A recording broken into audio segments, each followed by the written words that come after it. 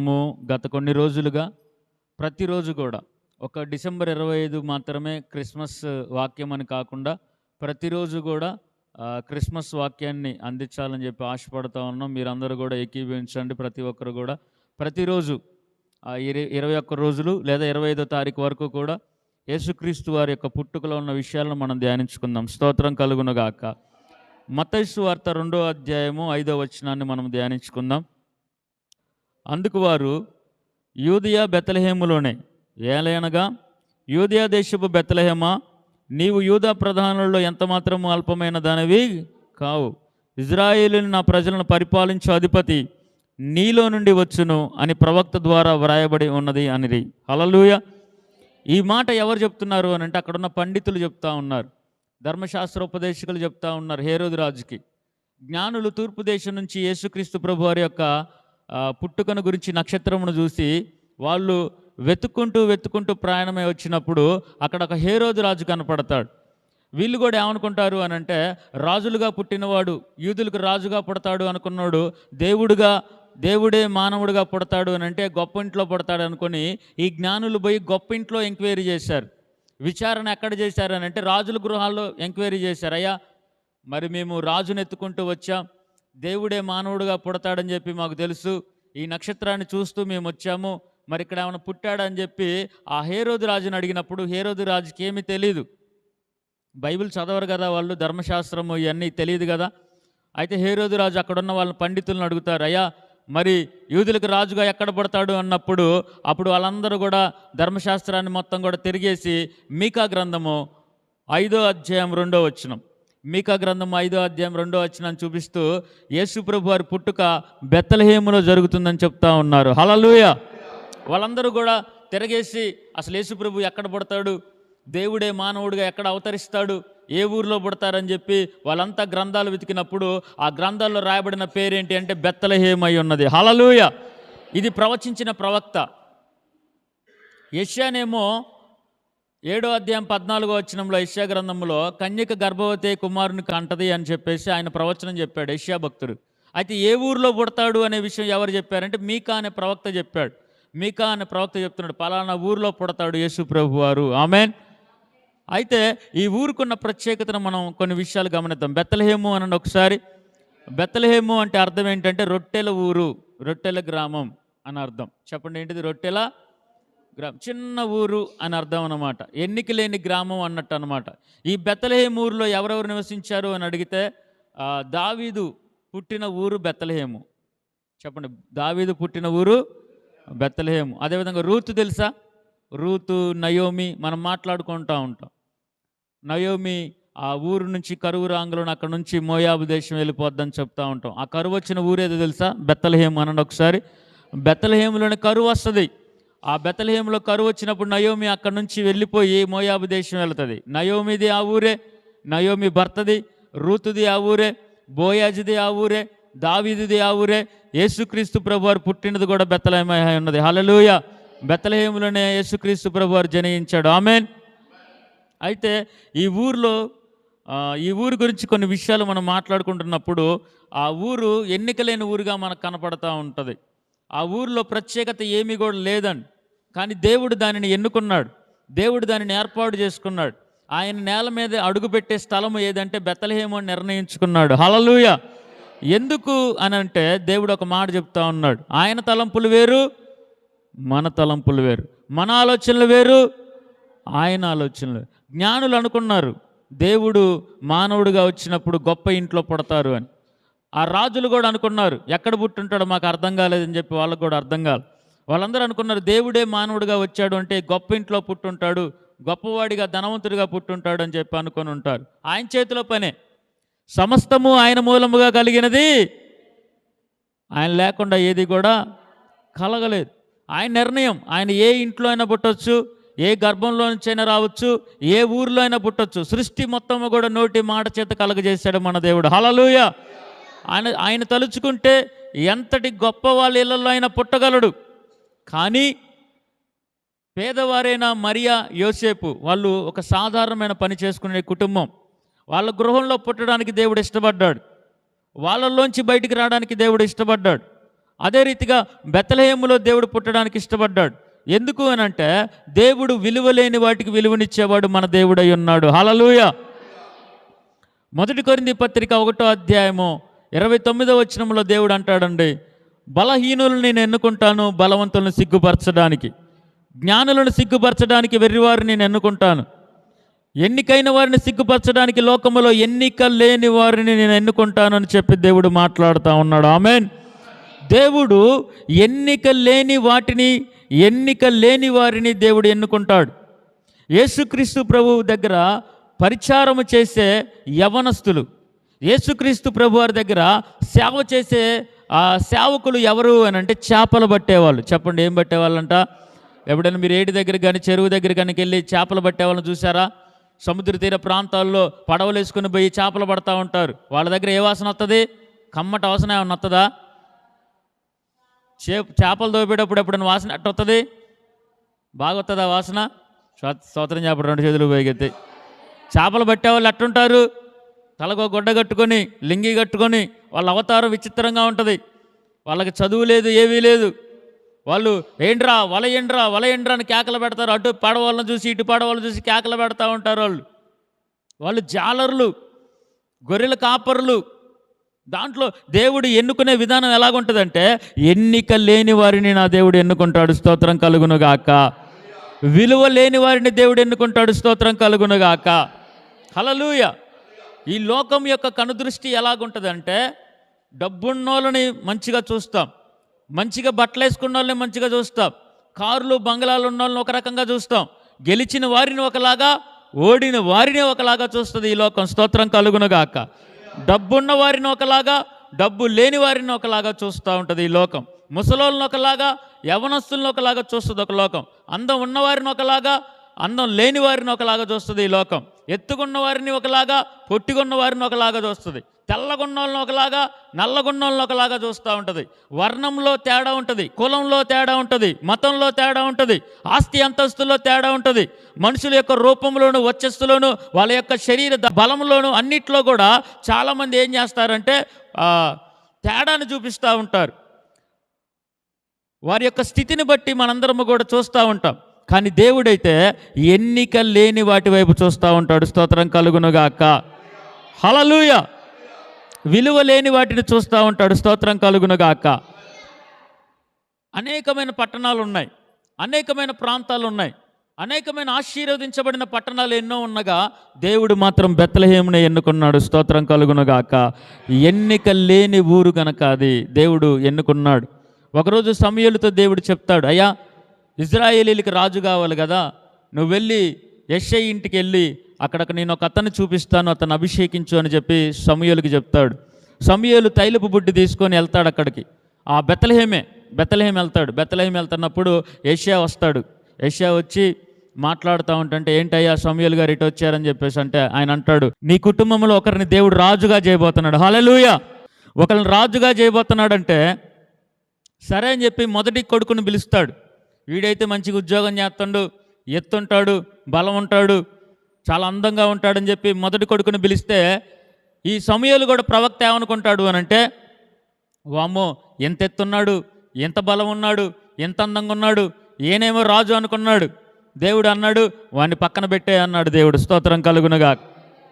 సర్లే అని చెప్పి రెండో వాడిని పిలిస్తే రెండోవాడు కూడా ఎత్తున్నాడు, బలం ఉన్నాడు, అందం ఉంది, ఉద్యోగం ఉంది, అంతా కూడా బాగానే ఉంది. వామ్మో ఇతడు సరిపోతాడు కరెక్ట్గా అనుకున్నాడు సమూయేలు. లేదు, ఇతను కూడా పక్కన పెట్టి అన్నాడు దేవుడు. హల్లెలూయా. మూడో వాడిని, నాలుగో వాడిని, ఐదో వాడిని, ఆరో వాడిని అందరిని కూడా పక్కన పెట్టు అంటున్నాడు దేవుడు. సమూయేలు మాత్రం అనుకుంటున్నాడు, ఎత్తును చూసి, అందాన్ని చూసి, బలాన్ని చూసి ఇతడే ఎన్నికైన వాడు, ఇతడే యూదులకు రాజు, ఇతడే ఇజ్రాయేలీలకు రాజు అని చెప్పి సమూయేలు అనుకున్నాడు. కానీ మనుషులు లక్ష్య పెట్టినట్టు పై రూపము లక్ష్య పెట్టేవాడు కాదు మన దేవుడు. హల్లెలూయా. డబ్బును బట్టి లక్ష్య పెట్టేవాడు కాదు మన దేవుడు. ఎత్తుని అందాన్ని బట్టి లక్ష్య పెట్టేవాడు కాదు మన దేవుడు. హృదయాన్ని బట్టి లక్ష్య పెడతాడు. స్తోత్రం కలుగునుగాక. నువ్వు మందిరానికి వచ్చినా నేను 1116 ఇచ్చా, 1,00,000 రూపాయలు ఇచ్చా, 10 లక్షలు ఇచ్చానంటే నీ ప్రార్థనని దేవుడు కానుకతో కొలవడు. సేవకుడైనా నేనైనా విశ్వాసులుగా ఉన్న మీరైనా ఎవరైనా సరే ఎవరు ఎంత కానుకిస్తే వాళ్ళ ప్రార్థన అంత అంగీకరిస్తా అని దేవుడు చెప్పట్లా. నువ్విచ్చే కానుకను బట్టి ప్రార్థన అంగీకరించబడదు, నువ్వు వేసుకున్న వస్త్రములను బట్టి కానుక అంగీకరించబడదు. ఇక్కడికి వచ్చిన ప్రతి ఒక్కరి హృదయాన్ని దేవుడు లక్ష్య పెడతాడు. స్తోత్రం కలుగునుగాక. అర్పణ బట్టి కానుక అంగీకరించబడదు, కానీ హృదయ అర్పణను బట్టి మాత్రమే కానుక అంగీకరించబడుతుంది. ఆమేన్. నువ్వు ఎంత అందంగా ఉన్నావు, నీ కొడుకులు ఉద్యోగస్తులా, నీకున్న ఇల్లుందా, నువ్వు మంచి బట్టలు వేసుకొని వచ్చావా, నువ్వు గవర్నమెంట్ ఉద్యోగస్తుడివా? సేవకుడు ఎలా చూస్తాడంటే, నాలాంటి సేవకుడు 10,000 కానుకలు ఇచ్చేవాళ్ళని ఒకలాగా చూస్తా, 1000 రూపాయలు ఇచ్చేవాళ్ళని ఒకలాగా చూస్తా, దశం భాగం ఇచ్చేవాళ్ళని ఒకలాగా చూస్తా. ఈయనోళ్ళని అసలు చేయను ప్రార్థన, దశం భాగం అయిపోతే నేను చేయను, నేను సస్యమేరా చేయను. ఏమన్నా అనుకోండి మీరు, హల్లు చెప్పండి ఒకసారి. సేవకుడు మైండ్ సెట్ ఎట్లా ఉంటుందండి, నువ్వు నాకేమిస్తున్నావు అని చేయాలి నీకు అని సేవకులుగా మేము అనుకుంటా ఉంటాం. మంచి మంచి ఇల్లున్న వాళ్ళ దగ్గరికి వెళ్తూ ఉంటాం, ఇల్లు లేని వాళ్ళ దగ్గరికి వెళ్ళాం. మేము డబ్బులు ఇచ్చి ఎవరైనా కానుకలు ఇస్తారు, వీళ్ళు ఇంటికి వెళ్తే ఒక 500 పెడతారు అనుకుంటే వెళ్ళిపోతూ ఉంటాం. వాళ్ళ ఇల్లు, వాళ్ళ ఉద్యోగం, వాళ్ళు ఇచ్చే కానుకలు, వాళ్ళు ఇచ్చే దశంభాగాలు చూస్తాడు సేవకుడు. నా దేవుడు హృదయాన్ని చూస్తాడు. స్తోత్రం కలుగునుగాక. ఎవరి గురించో నాకు అనవసరం, అందుకే సేవకుల గురించి చెప్తా ఉన్నా. ఈరోజు నిన్ను కూడా దేవుడు ఎలాగ ఎన్నిక చేస్తాడు అని అంటే, బెత్లెహేముని ఆనాడు ఎలాగ ఎన్నిక చేసుకున్నాడు అని అంటే, అన్ని ఊరిలో ఆశీర్వాదం ఉంది, కానీ బెత్లెహేములో కరువు వచ్చి ఉన్నోళ్ళు కూడా వెళ్ళిపోతూ ఉన్నారు. నయోమి అనుకున్నది, ఈ ఊరిలో మాకు మనుగడ లేదు, ఈ బెత్లెహేములో మేము బతకలేము, ఈ బెత్లెహేములో మాకు పూట గడవదు, ఈ బెత్లెహేములో మా పొట్ట నిండదని చెప్పి పొట్ట చేత పట్టుకొని వేరే దేశం వెళ్ళిపోయింది. అలాంటి కరువు గల ప్రాంతం అది. బెత్లెహేములో కడుపు నిండని ప్రాంతం అది. బెత్లెహేములో కరువు వచ్చిన ప్రాంతం అది. కానీ అదే ఊరిలో నా దేవుడు పుట్టడానికి ఇష్టపడ్డాడు. స్తోత్రం కలుగునుగాక. ఏ ఊరిలో అయితే కొండ నిండుకుంటుందో అంటారు కదా, కొండ నిండుకుందేదో అంటారు కదా, బియ్యం నిండుకుందేదో అంటారు కదా. మోట్ల బియ్యం ఉన్న ఇంట్లో కాదు నా దేవుడు ఉండేది, సమృద్ధి ఉన్న ఇంట్లో కాదు. నా దేవుడు ఎక్కడికి రావడానికి ఇష్టపడతాడు అని అంటే, ఎన్నిక లేని జనాంగము దగ్గరికి రావడానికి ఇష్టపడతాడు మన దేవుడు. స్తోత్రం కలుగునుగాక. ఎవరైతే వెలివేయబడతారో, ఎవరైతే చులకన చేయబడతారో, ఎవరైతే తక్కువ చేయబడతారో, ఎవరైతే విలువ లేకుండా ఉంటారో, అది అన్నదమ్ముల మధ్యలో కావచ్చు, ఊర్లో కావచ్చు, ఇంటి పేరటోళ్ళలో కావచ్చు, కులంలో కావచ్చు, అది ఎక్కడైనా కావచ్చు. ఈ బెత్లెహేము ఆ ప్రాంతాలన్నిటిలో కూడా చిన్నది, ఆ ఊర్లన్నిటిలో కూడా విలువ లేనిది. ఆ విలువ లేని చోటుకే నా దేవుడు రావడానికి ఇష్టపడ్డాడు. స్తోత్రం కలుగునుగాక. అప్పుడప్పుడు నాకు అనిపించిద్దండి, అసలు దేవుడు ఈ కుక్కల్ని ఎందుకు పుట్టించాడు? కరవడానికా? ఈ కుక్కలతో ఏం పని, ఈ జంతువులతో ఏం పని అసలుకి? ఎందుకు ఈ అంటే గేదెలు పుట్టించాడంటే పాలు వస్తాయి, పెరుగు వస్తుంది, వెన్న వస్తుంది, నెయ్యి వస్తుంది, పొట్ట నిండా తాగొచ్చు, పొట్ట నిండా తినొచ్చు. మరి కుక్కలు దేనికి, నక్కలు దేనికి, ఇవన్నీ దేనికి అనిపిస్తూ ఉంటుంది నాకు. ఈ పురుగులు దేనికి, ఇవన్నీ దేనికి పుట్టించాడు దేవుడు అనిపిస్తూ ఉంటుంది. స్తోత్రం చెప్పండి ఒకసారి.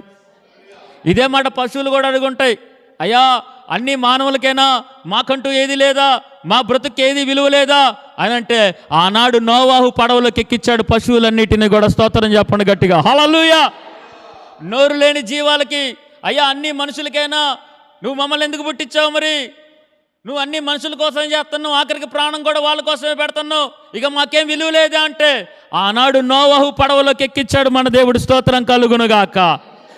విలువ లేని వాటికి విలువనిచ్చాడు, స్థానం లేని వాటికి స్థలం ఇచ్చాడు, బ్రతికే లేదనుకున్న వాటికి బ్రతుకునిచ్చాడు. స్తోత్రం కలుగునుగాక.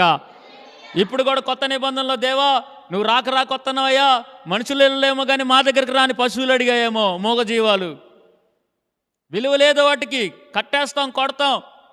అప్పుడప్పుడు మనుషుల మీద కూడా కోపం వస్తే దొన్నపోతా అని తిడతాం అని అంటాం. నాలాంటి అవనస్తుని పట్టుకుని, రే బుద్ధి రావు ఇంకా అని అంటాం. పశువులు అనుకొని ఉంటాయి, అయ్యా ఇక మాకంటూ ఈ లోకంలో విలువేది లేదా అంటే, లేదు నేను పుట్టడం మీ మధ్యలోనే పుడతా అని చెప్పి దేవుడు వాగ్దానం ఇచ్చాడేమో. స్తోత్రం కలుగునుగాక. ఆ పశువులన్నీ కూడా పండగ చేసుకున్నాయేమో, పశువులన్నీ కూడా సంతోషించాయేమో. హల్లెలూయా. ఇక అందుకే పశువుల మీద పాటలు కూడా వచ్చేసాయి. పశువుల తొట్టి మీద పాటలు, పశువుల పాక మీద పాటలు. స్తోత్రం కలుగునుగాక.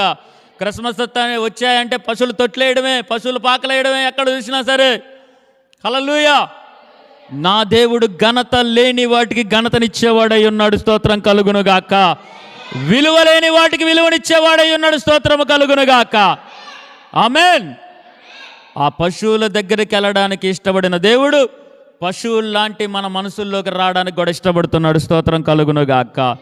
ఆ విలువలు లేని వాటి మధ్యలోకి ఎందుకు వెళ్ళాడు అని అంటే, ఈరోజు మన పాపాలను బట్టి, మన క్రియలను బట్టి, మన చేష్టలను బట్టి మన దగ్గరికి ఎవరు రారు, మనతో ఎవరు మాట్లాడరు. ఏమా ఏం మంచిది కాదు, ఇతనా మంచోడు కాదని చెబుతున్న వాళ్ళందరి హృదయాల్లో, పశువుల్లాంటి హృదయాల్లో దేవుడు జనించడానికి ఇష్టపడతా ఉన్నాడు. స్తోత్రం కలుగునుగాక. కొంతమంది మనస్తత్వాలు పశుప్రాయంతో ఉంటాయి, పశువుల్లాంటి ఆలోచనలు కలిగి ఉంటాయి, జంతువుల ఆలోచనలు కలిగి ఉంటాయి. మంచి ఉండదు, మంచి ఆలోచనలు ఉండవు, దుష్ట ఆలోచనలు కలిగి పాపంలో జీవించే వాళ్ళు చాలామంది ఉంటారు ఈ లోకంలో. అలాంటి వాళ్ళందరూ కూడా పశువులతో సమానంగా ఉంటారేమో. దేవుడు అంటున్నాడు, ఆనాడు పశువుల మధ్యలోకి నేను వచ్చాను, పశువుల్లాంటి హృదయం గల వారి దగ్గరకు కూడా నేను వస్తానని చెప్పి దేవుడు చెప్తున్నాడు. స్తోత్రం కలుగునుగాక.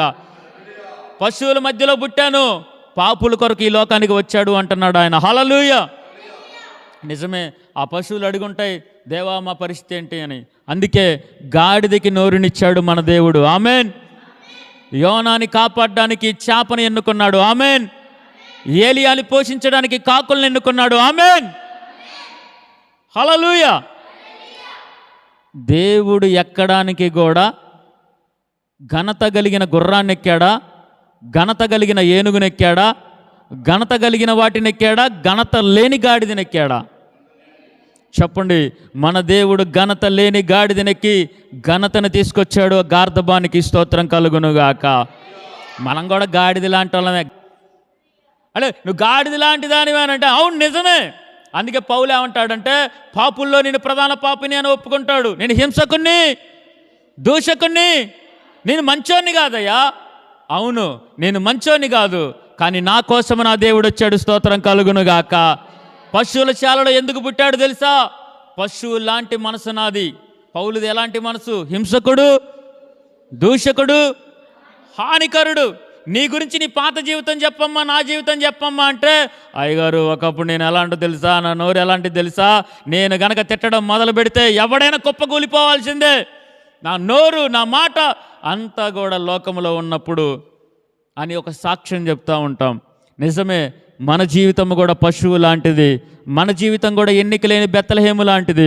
నా దేవుడు బెత్లెహేములో పుట్టడానికి ఇష్టపడ్డాడు, పశువుల శాలలో పసివాడిగా జనించడానికి ఇష్టపడ్డాడు. పశువు లాంటి మన హృదయంలో కూడా జనించాడు మన దేవుడు. స్తోత్రం కలుగునుగాక. హల్లెలూయా. ఆయనకిష్టం, ఆయనకిష్టం విలువ లేని వాటికి విలువను తేవడం ఆయనకిష్టం. అందుకే పశువుల తొట్టిలో పనుకున్నాడు, ఉయ్యాల్లో కాదు, బంగారు ఉయ్యాల్లో కాదు. మొన్న మధ్య అన్నప్రసన్న ఒకళ్ళు ఉయ్యాలు వేయడానికి పిలుస్తారు కదా, ఆడికి పోతే ఆ ఉయ్యాల ఖరీదంతా తెలుసా? చాలా విచిత్రంగా నిర్మించారు దాన్ని, టేక్ కర్రతో. దాని విలువ ఎంతో తెలుసా? ఒక ఉయ్యాలకి విలువ ఎంత ఉంది అని అంటే, చాలా చాలా విలువైన ఉయ్యాలని చేస్తూ ఉన్నారు చాలామంది. ఉయ్యాలు వేసే రోజు ఎన్నో నెల? 3వ నెలలో వేసేది పిల్లల్ని. ఎన్నో నెల? 20వ రోజా? వేసేటప్పుడు ఏం చేస్తాం మనం? సెకండ్ హ్యాండ్ తీసుకొస్తామా? లేదు.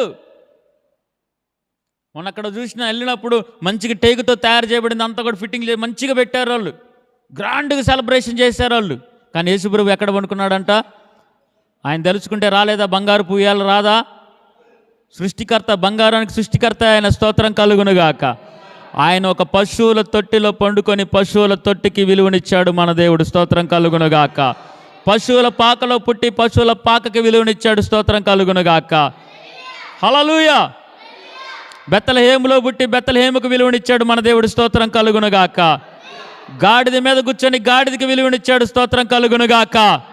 హల్లెలూయా. పనికి రాని చెక్క ముక్క మీద చనిపోయి చెక్కకి విలువనిచ్చాడు సిలువకి. ఆ సిలువకి ఏమిచ్చాడంట? విలువనిచ్చాడు దేవుడు. ఆమేన్. దేవుడు పనికి రాని దానికే విలువనిస్తూ ఉంటాడు. ఈరోజు నువ్వు కూడా ఒకప్పుడు ప్రార్థనకి రాకముందు ఎలాగుండేదానివి? మన మాటలు ఎలాగుండేవి? మన ప్రవర్తన ఎలాగుండేది? బాప్తిసం పొందకముందు మన జీవితం ఏంటి? లోకానుసారంగా ఉన్నప్పుడు మన జీవితం ఏంటి?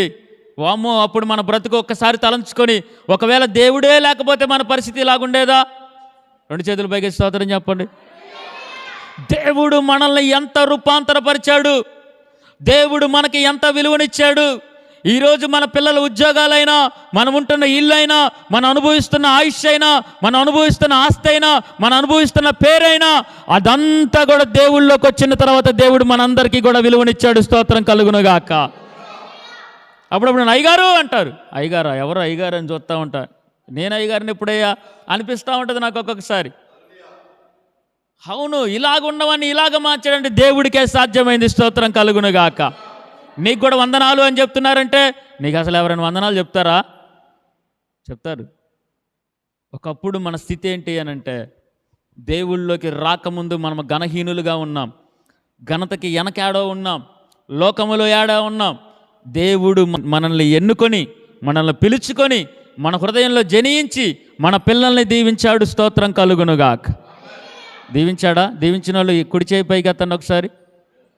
కుడి చేయి పైకి ఎత్తండి. ఈరోజు మన పిల్లల్ని నా దేవుడు దీవించాడు. స్తోత్రం కలుగునుగాక. మన కుటుంబాలను దేవుడు దీవించాడు. స్తోత్రం కలుగునుగాక. మనల్ని నిలబెట్టుకున్నాడు దేవుడు. స్తోత్రం కలుగునుగాక. ఇదంతా కూడా దేవుడి యొక్క ప్రణాళిక అయి ఉన్నది, దేవుడి యొక్క చిత్తమై ఉన్నది, దేవుడి యొక్క ఉద్దేశమై ఉన్నది. వాళ్ళకి లేని ధన్యత మనకిచ్చాడు, వాళ్ళకి లేని ధన్యత మనకిచ్చాడు, వీళ్ళకి లేని ధన్యత మనకిచ్చాడు. స్తోత్రం చెప్పండి. రెండు చేతులు పైకి. కారులో తిరిగే వాళ్ళకి లేని ధన్యత కాలినడకల్లో తిరిగే వాళ్ళకి ఇచ్చాడు. స్తోత్రం కలుగునుగాక. ఆమేన్. దేవుడు ప్రణాళిక ఏమై ఉన్నది అంటే, బెత్లెహేములో పుట్టాలి అని, పశువుల పాకలో పుట్టాలి అని, పశువుల తొట్టెలో పండుకోబెట్టాలి అని, పొత్తి గుడ్డలకు విలువనిచ్చాడు దేవుడు. స్తోత్రం కలుగునుగాక. ఆయన పుడుతున్నాడని చెప్పి ఆకాశము తెరవబడి, పరలోకము తెరవబడి, సకల సైన్యం అంతా కూడా కిందకొచ్చి సర్వోన్నతమైన స్థలములో దేవునికి మహిమయు, ఆయనకి ఇష్టమైన కుమారులకు భూమి మీద సమాధానము కలుగునుగాక అని పలుకుతా ఉన్నాడు. ఈ మాటలు ఎవరితో పలుకుతున్నారో తెలుసా? డబ్బున్నోళ్ళతో కాదు, అధికారులతో కాదు, అన్నీ ఉన్నోళ్ళతో కాదు, కానీ గొర్రెలు కాచుకునే వాళ్ళతో దేవుడు పలుకుతా ఉన్నాడు. స్తోత్రం కలుగునుగాక. ఈరోజు నువ్వు ఒంటరైపోయినా, నువ్వు నీ పరిస్థితులు ఏవైనా సరే, నువ్వు విలువ లేకుండా ఉన్నా, నీ కుటుంబం నీకు విలువ ఇవ్వకపోయినా, నీ వాళ్ళు నీకు విలువ ఇవ్వకపోయినా, నీకు సంబంధించిన వాళ్ళు ఎవరు నీకు విలువ ఇవ్వకపోయినా, ఎవరు నిన్ను వదిలేసినా, ఏ స్థితిలో నువ్వు ఉన్నా, నా దేవుడు నిన్ను ఏర్పాటు చేసుకోవడానికి సిద్ధముగా ఉన్నాడు. స్తోత్రం కలుగునుగాక. ఆమేన్. హల్లెలూయా, హల్లెలూయా. ఎన్నో సాక్ష్యాలు వింటున్నాం. అందరూ వదిలిపెట్టారు మాకు రోగం వచ్చిన తర్వాత, అందరూ వదిలిపెట్టారు మేము వృద్ధాప్యంలోకి వచ్చిన తర్వాత, అందరూ వదిలిపెట్టారు ఆస్తి అంతా పోయిన తర్వాత. ఆస్తి ఉన్నప్పుడు స్నేహితులు ఎక్కువ మంది ఉంటారు, ఆరోగ్యం ఉన్నప్పుడు స్నేహితులు ఎక్కువ మంది ఉంటారు, కానీ అన్నీ పోయినప్పుడు ఎవరు ఉంటారు? ఎవరు ఉండరు. ఎవరు కూడా, కన్నవాళ్ళు కూడా మనకు తోడుగా ఉండరు. కానీ దేవుడు చెప్తా ఉన్నాడు, నీకు ఏది లేదు అని నువ్వు బాధపడుతున్నావా? నీకు ఘనత లేదు, విలువ లేదని బాధపడుతున్నావా? అలాంటి వారి కోసమే నేను పుట్టా అని చెప్పి దేవుడు చెప్తా ఉన్నాడు. స్తోత్రం కలుగునుగాక. విలువ లేని వారి కోసమే నేను ఈ లోకానికి వచ్చా, పాపంతో జీవిస్తూ మనశ్శాంతి లేని వారికే కొరకే నేను ఈ లోకానికి వచ్చా, సమాధానం లేకుండా ఎందుకు మా బ్రతుకుని చచ్చిపోదాం అనుకున్న వాళ్ళ కొరకే ఈ లోకానికి వచ్చా, నా బ్రతుకు బాగలేదు, నా జీవితం బాగలేదు, ఎందుకు బ్రతుకుతున్నానో నాకు తెలియట్లా, చావు ఎప్పుడు వస్తుందా అని నేను చూస్తూ ఉన్నాను కానీ చావు నాకు రావట్లేదు అనుకుంటున్నావా? దేవుడు నీకోసమే ఈ లోకానికి వచ్చాడు. ఆ మాట చెప్పడానికి ఆయన బెత్లెహేములో పుట్టాడు. బెత్లెహేములకు విలువ లేదు, కానీ విలువను తీసుకొచ్చాడు. ఈరోజు నీకు విలువ లేకపోవచ్చు, నిన్ను పలకరించేవారు లేకపోవచ్చు, ఆదరించేవాళ్ళు లేకపోవచ్చు, ఎందుకు బతుకుతున్నామో తెలియకపోవచ్చు.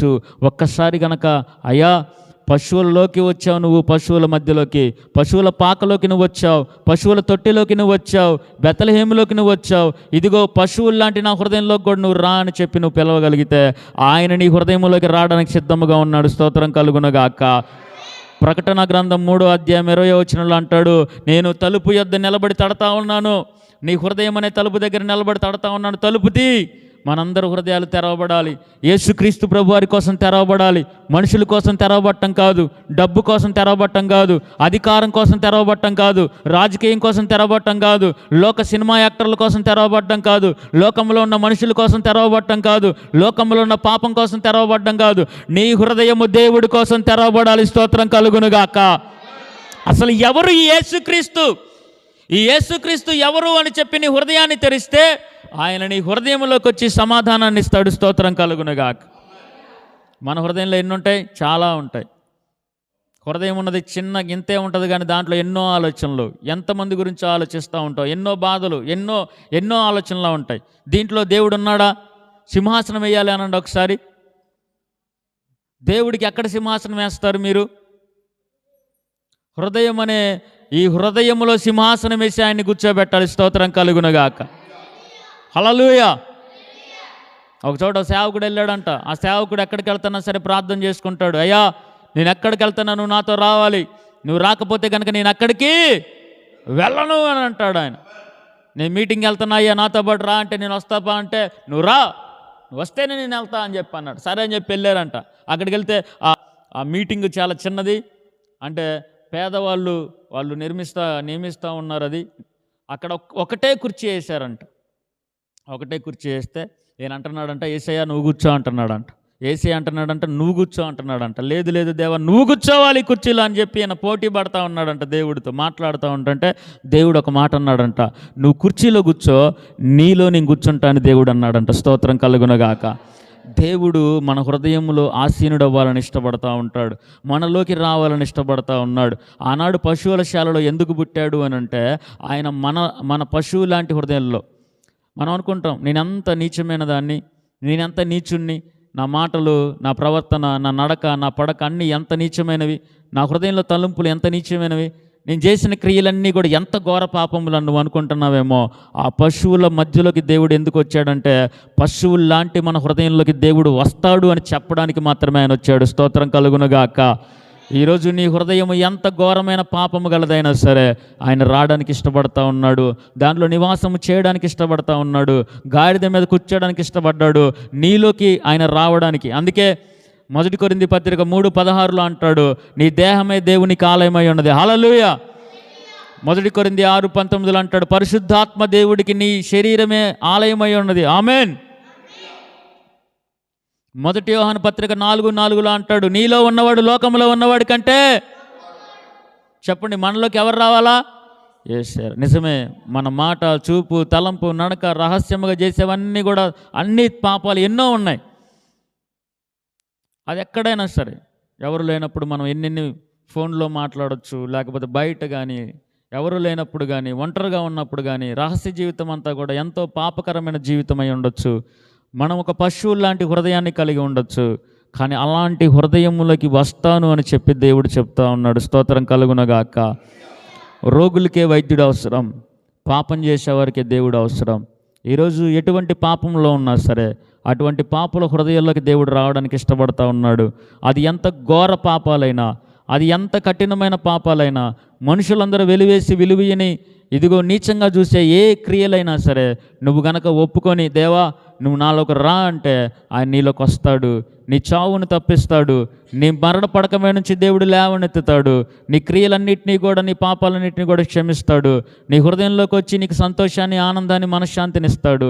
ఎక్కడ లేని సంతోషం, అది మనుషుల్లో లేనిది, భర్తలో, భార్యలో, పిల్లల్లో, ఇంట్లో, ఉద్యోగంలో, డబ్బులో, రాజకీయంలో ఎక్కడా కూడా నీకు దొరకని సంతోషము నీ హృదయములోకి వచ్చి ఆయన సంతోషాన్ని అనుగ్రహిస్తాడు. స్తోత్రం కలుగునగాక.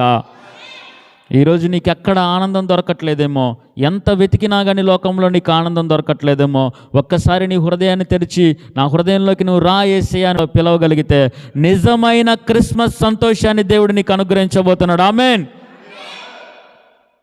చివరిగా నా మాటల ముగింపులో, చాలామంది అంటారండి, నీ మందిరానికి రాను, మందిరంలోకి నేను అడుగు పెట్టను. మనం కూడా అనుకుంటాం, నీకు వచ్చేంత అర్హత ఉందరా, మందిరంలోకి వచ్చేంత అర్హత, బైబిల్ పట్టుకునేంత అర్హత నీకుందా అని అడుగుతాను చాలామందిని. ప్రార్థన చేస్తాను, నీకు అసలుకి ఎవరు ఉందా, ప్రార్థన చేసేంత ఉందా, నీకు బైబిల్ పట్టుకునేంత ఉందా, మందిరంలోకి వచ్చేంత ఉందా అని అడుగుతాం చాలామందిని.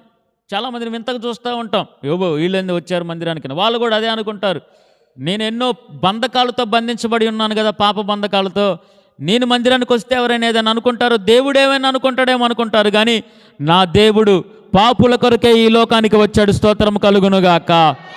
పశువుల మధ్యలో పుట్టాడు అని అంటే పాపుల హృదయంలో పుట్టాలని చెప్పి ఆయన ఆశపడుతున్నాడు. స్తోత్రం కలుగునుగాక. పాపుల కొరకే పుట్టాడు, పాపుల కొరకే ఆయన సువార్త ప్రకటించాడు, పాపుల కొరకే మరణించాడు, పాపుల కొరకే పునరుద్ధానుడిగా సశరీరుడిగా ప్రత్యక్షమయ్యాడు, పాపులనే అందరినీ మార్చి పరలోకానికి తీసుకెళ్లాలని ఆయన ఆలోచన. అందుకే శిలువ మీద 2వ దొంగ పాపిని మొట్టమొదటి పరదేశంలోకి చేర్చుకున్నాడు. స్తోత్రం కలుగునుగాక. పాపులని ఆయన మార్చాలని సౌలును పౌలుగా మార్చుకున్నాడు. వ్యభిచారంతో పట్టబడిన స్త్రీని మార్చుకున్నాడు. ఇదిగో అపవిత్ర పాపాత్మురాలైన స్త్రీని మార్చుకున్నాడు. చేపలు పట్టుకునే పాపుల్ని దేవుడు మార్చుకున్నాడు. శిలువ మీద రెండో దొంగను మార్చుకున్నాడు. సమరయ స్త్రీని మార్చుకున్నాడు. 38 సంవత్సరాల రోగిని స్వస్థపరిచాడు. ఇలా చెప్పుకుంటూ పోతే అనేక మందిని దేవుడు రక్షించుకుంటూ వచ్చాడు. స్తోత్రం కలుగునుగాక.